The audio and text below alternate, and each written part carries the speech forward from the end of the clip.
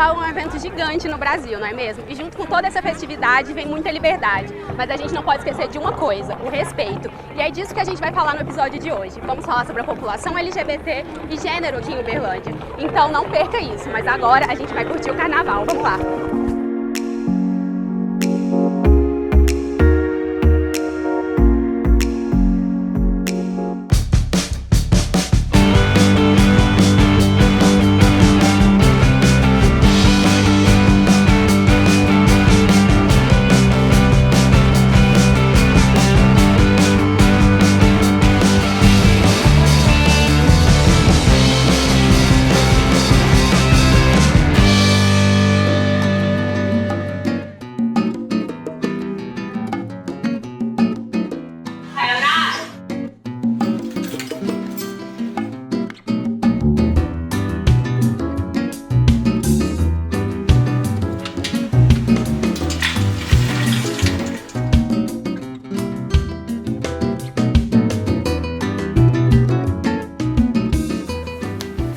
Estamos aqui então com a Sayonara. Sayonara, se apresenta pro pessoal do Tamo Junto.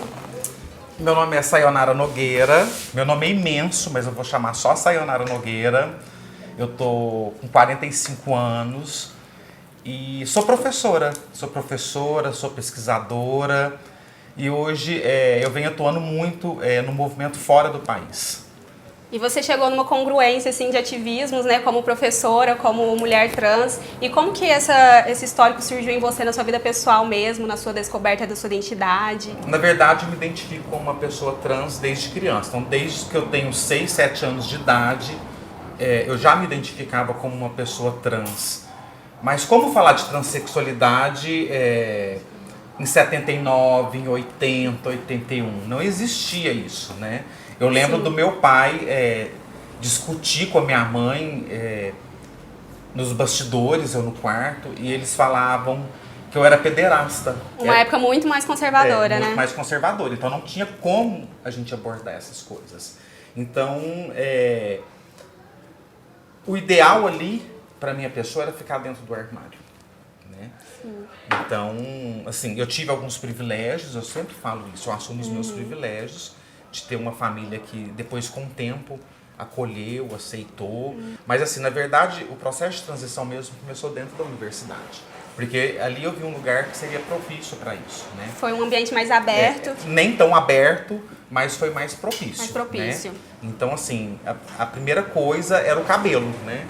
Década de 90 não tinha um médico que ia atender uma pessoa trans aqui em Uberlândia, no interior de Minas, e indicar um hormônio.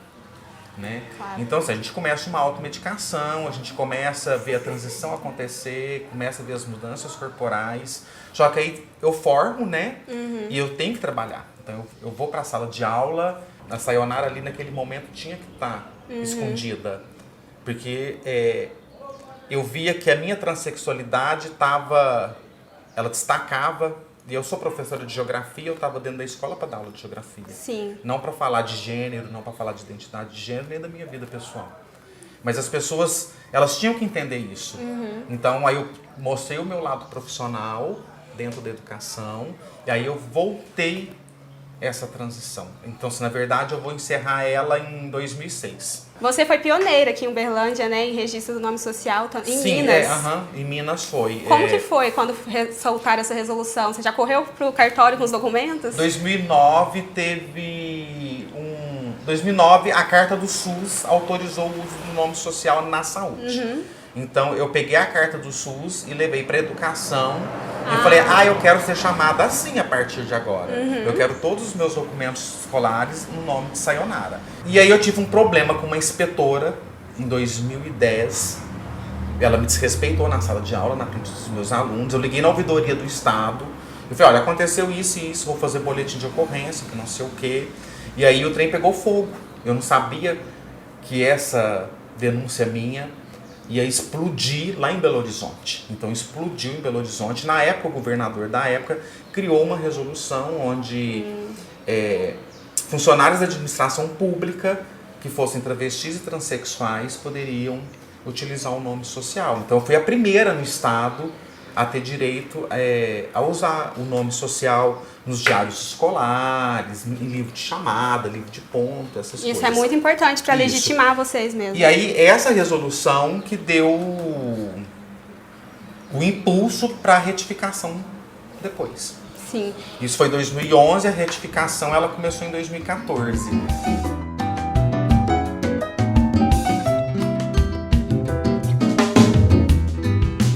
Dentro do movimento LGBT, eu me senti uma ilha isolada. Porque as pessoas achavam, por eu ser professora, eu não era acessível. Né? E aí, na verdade, eu fui descobrindo outras professoras trans.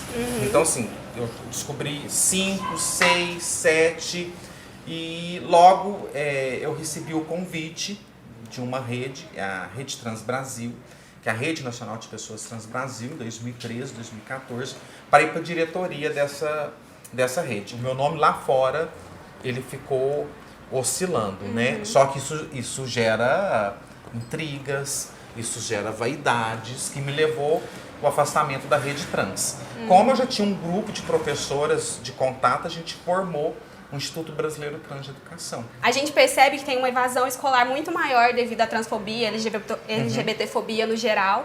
E você tem uns dados específicos do Instituto a respeito disso. Como que é exatamente essa evasão? Quais são as formas de estancar essa evasão realmente? Uma delas é a educação sexual desde a infância, infanto e juvenil, já trazendo essa discussão para a sala de aula? Na verdade, eu não gosto de falar nem de evasão. Eu falo que é exclusão mesmo. Sim. É um processo que expulsa essa população da sala de aula. É um termo muito mais apropriado, realmente. Então, a gente quer formar, a gente quer dar formação específica para os professores. Esse é o trabalho do IBTE. É fazer um monitoramento da presença dessas pessoas no ambiente escolar. E aí a gente oferece dentro do Observatório Trans, que é o site que a gente alimenta, plano de aula, uma formação específica para que os professores possam lidar com essa população na sala de aula. A gente avança de 2003 até o processo de impeachment. A partir do processo de impeachment, a gente começa a ver um retrocesso. A gente vê que a violência aumenta, o número de assassinatos aumenta. Sim.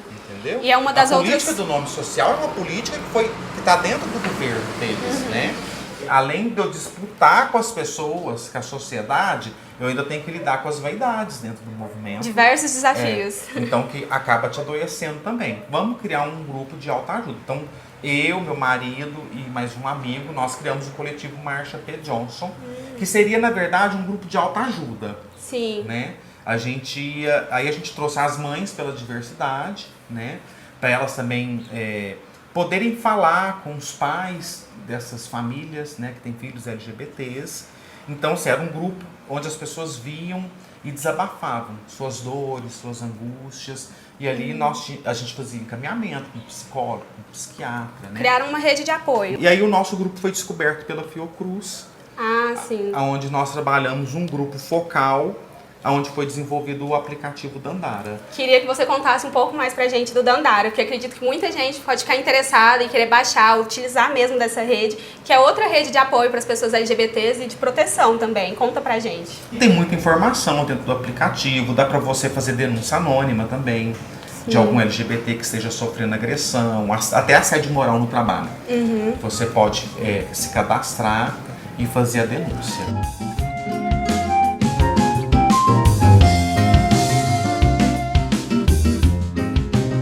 O problema e a solução está dentro da educação. Sim. Então, a mensagem de esperança é que a educação é a saída, né? E que os professores leiam muito Paulo Freire.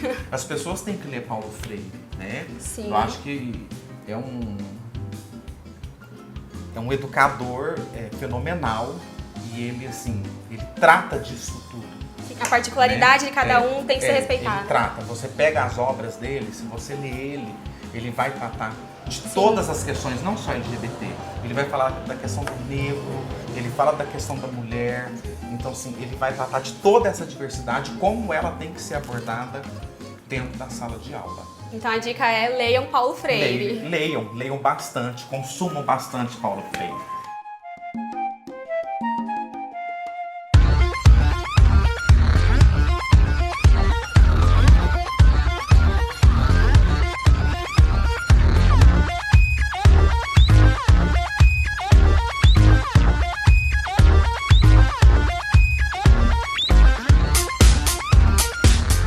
Pessoal, esse aqui é o Guilherme, professor de Sociologia do Tô Passada. Guilherme, compartilha com o pessoal o que é o Tô Passada. O Tô Passada é um cursinho voltado para a população LGBT que prepara para o Exame Nacional do Ensino Médio, né, com vistas a ingresso no ensino superior. Quantas vagas estão abertas para as pessoas? São 40 vagas, a gente teve 135 inscritos e inscritas e a gente está agora esperando a próxima fase, que é a entrevista.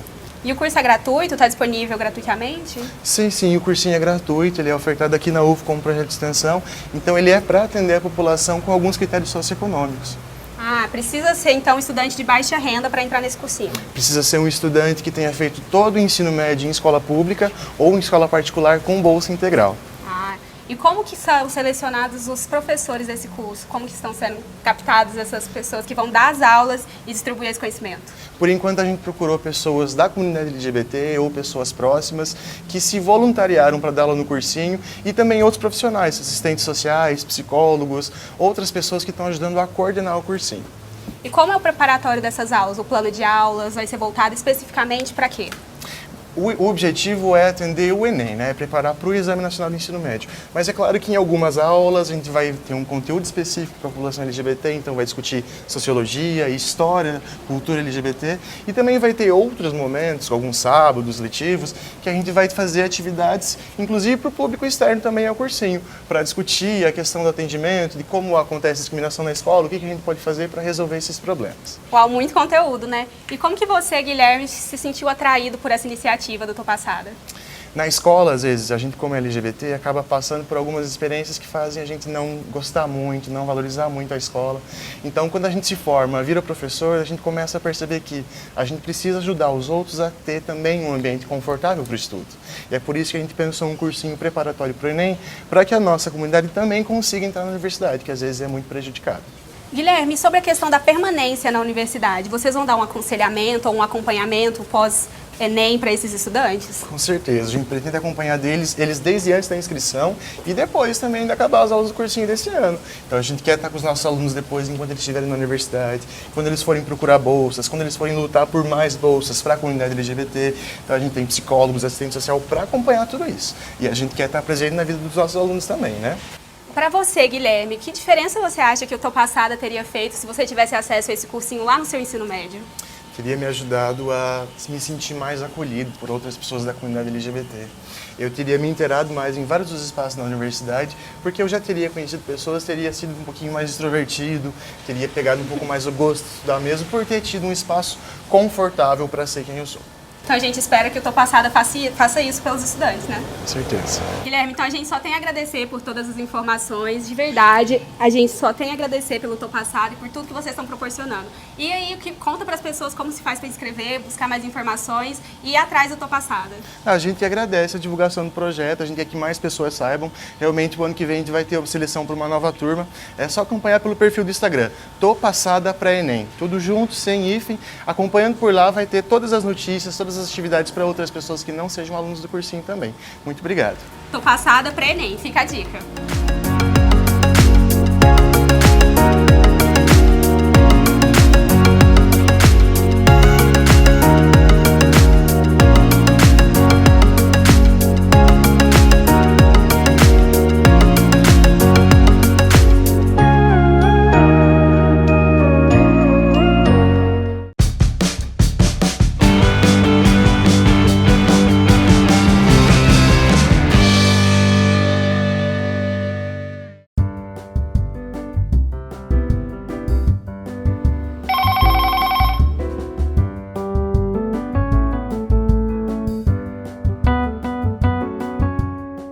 Pessoal, essa aqui é a Juliana e agora a gente vai conhecer um projeto que envolve muito cuidado. Explica pra gente, Juliana, como que é o trabalho aqui do SOS Mulher.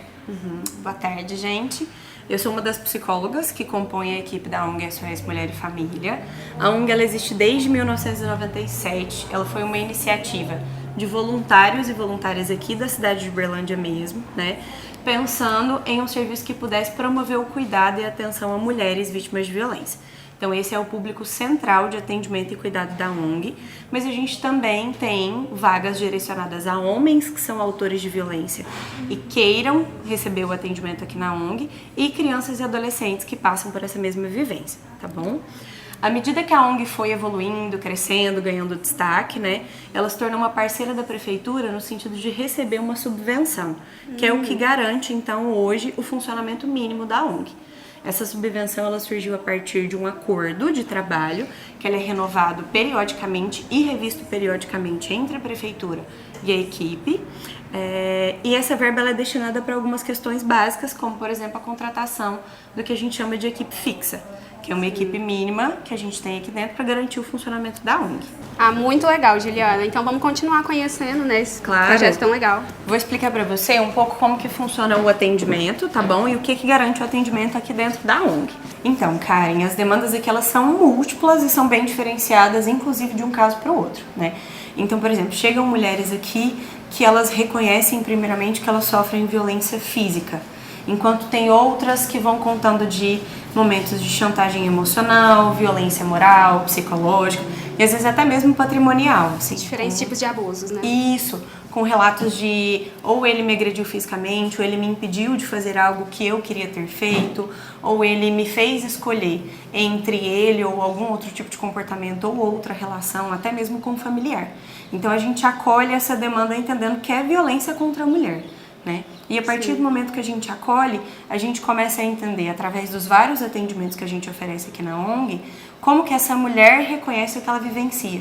Porque às vezes elas chegam com uma questão que é muito mais associada a uma dificuldade conjugal, a um conflito conjugal, e não reconhecem essa violência. E a gente precisa trabalhar para ela conseguir reconhecer, entendeu? E a partir disso a gente começa a realizar os atendimentos. E Juliana, a gente percebe que a discussão da violência doméstica cresceu muito na mídia, né? Isso traz algum impacto por as demandas que surgem aqui na organização? Sem dúvida, Karen. E a gente entende que essa divulgação na mídia não é só, por exemplo, com a quantidade de relatos que vão aparecendo em jornais, mas também às vezes alguma novela, alguma propaganda que aborda a questão da violência sofrida pela mulher. Não só doméstica pensando que foi um companheiro ou algum familiar que foi o autor dessa violência, mas às vezes até mesmo um desconhecido na rua, né? Então isso amplia a rede, não só municipal, mas também nacional de proteção à mulher que é vítima de algum tipo de violência, porque ela começa a ser despertada para as possibilidades de procurar ajuda, de procurar cuidado e até mesmo orientações. Então, por exemplo, o que a gente vivencia bastante aqui na ONG são outros parceiros que compõem a rede daqui de Uberlândia, né, que presta esse tipo de cuidado às mulheres vítimas de violência, que vão encaminhando ou orientando essas mulheres a nos procurar. Seja por uma questão de orientação jurídica, seja pelo apoio psicológico que a gente oferta, mas essa comunicação ela tem se intensificado bastante ao longo dos últimos anos, muito por conta disso também, da visibilidade que ainda bem está se dando essa situação. Então vocês têm uma articulação em rede também entre as organizações, em parcerias. Então queria agora saber mais como que é o atendimento, o procedimento mesmo com as pessoas que são atendidas aqui. Claro, vem cá que eu vou mostrar para vocês.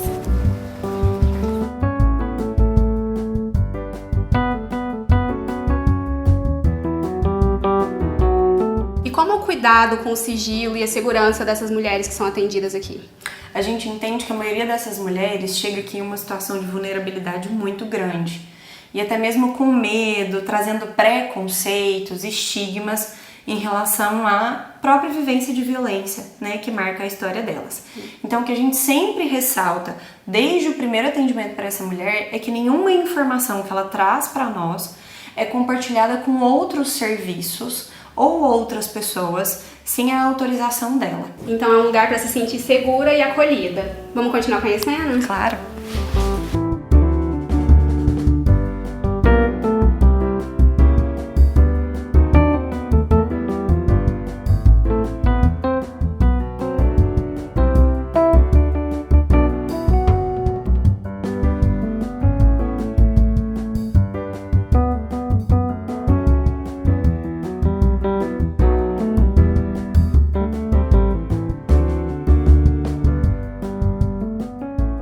Qual o diferencial do SOS Mulher em atendimento mesmo aqui na rede de Uberlândia?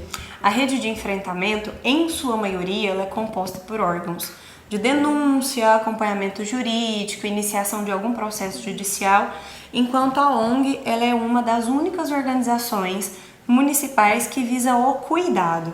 Então, mais uma vez, essa mulher, essa criança, adolescente vítima, né, de algum tipo de violência, ela não vai chegar aqui para fazer uma denúncia.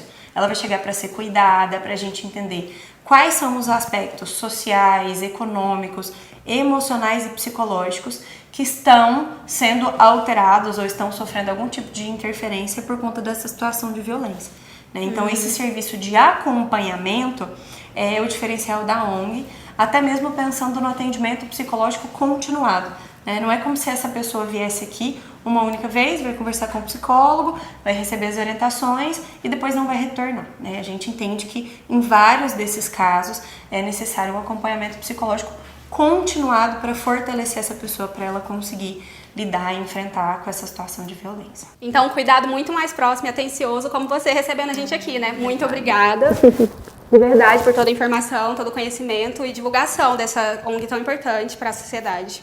Claro, a gente que agradece a oportunidade de contar um pouco do trabalho da ONG. As portas da ONG estão abertas para qualquer pessoa que queira conhecer, qualquer outro serviço que queira entender o nosso trabalho. E a gente deixa o recado a qualquer mulher que seja vítima de algum tipo de violência e esteja coada, com medo, não sabe onde procurar ajuda, não sabe por onde começar, que aqui o serviço está de portas abertas para orientar e dar esse suporte a essa mulher. Então a gente que agradece essa oportunidade.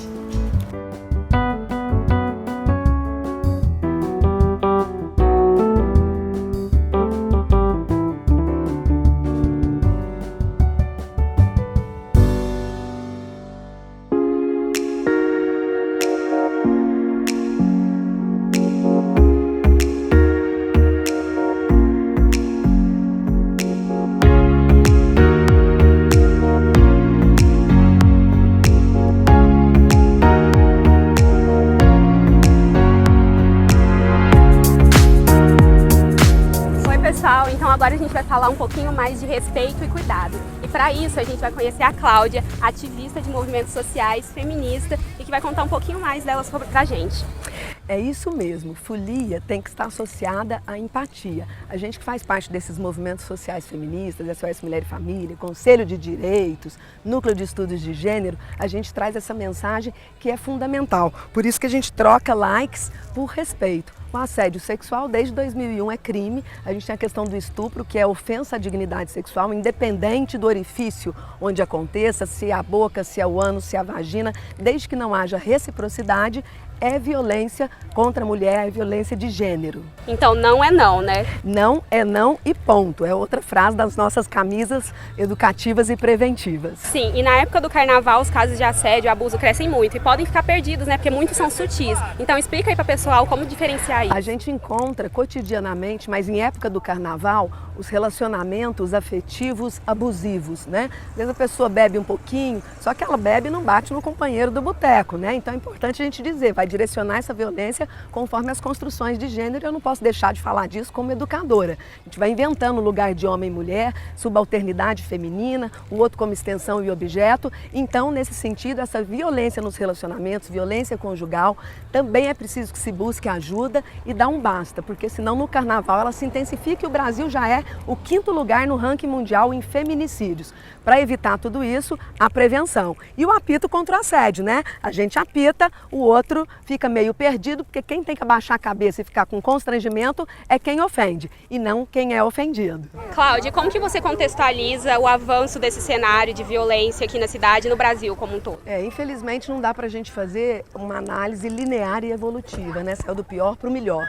A gente precisa ver que tem permanências, tem avanços, mas tem também retrocessos quando a gente fala na violência às mulheres. E tem aumentado. O Brasil, que era 7º lugar no ranking mundial, foi para o 5º. Berlândia espelha essa realidade. Mas temos problemas e fatores inibidores da busca de ajuda. Por exemplo, ter que registrar o boletim. A gente tem subnotificação dos dados. A maior parte das pessoas, das mulheres que vivem essa situação, não buscam ajuda. E não é porque gostam de apanhar, nem porque são mulher de malandro, mas porque é muito difícil. Há uma crença de que o outro pode mudar, né, de que é um contexto econômico. Às vezes não é o contexto econômico, mas a cultura que fala da mulher ter um homem a tiracolo. Então tem milhares de fatores inibidores. Ainda assim, a ONG SOS Mulher e Família, e o quadro é predominantemente voluntário, vem atendendo uma média de 2.000 famílias ao ano, né? A maior parte mulheres, de uma renda baixa, mas tem chegado pessoas também de classe média. É importante dizer que essa violência é democrática no sentido de atingir todas as faixas etárias, classes sociais, raças e etnias. A mulher negra é das mais agredidas e violentadas, se a gente for pensar estatisticamente, né? Nas regiões da cidade, as mais variadas, os fatores que ajudam nessa violência, que são facilitadores dessa violência, além da questão da dependência química, facilitadora, ela não é causa. O sexismo, que muitos chamam de machismo, né? Essa cultura da subalternidade, da inferioridade nas relações de poder, né? Os ciúmes, a possessividade, a crença de que o outro é propriedade, é extensão, então eu posso pegar, posso passar a mão, mesmo sem o consentimento. E não, já existe inclusive uma lei, 2017, a gente que vive hoje a era das novas tecnologias, de que você compartilhar, você receber, produzir, compartilhar cenas ou fotos ou filmagens da mulher sem o consentimento dela, se expor nessa mulher por conta da questão da sexualidade, corpo, etc., é crime desde 2017 e não importa o tamanho da nossa roupa, mas o tamanho do caráter das pessoas. Então o segredo é esse, Cláudia, desnaturalizar essas violências e ter o respeito e saber o limite, né? Exatamente. Folia rima com alegria. Amor não rima com dor. Queremos a cultura da paz, abaixo o ódio. Muito amor no coração e vamos nos divertir. Lidar com os conflitos sem lançar mão do recurso da violência. Isso é básico. Então é isso, gente. Não é não, respeito sempre. Vamos curtir, Cláudia? Vamos demais!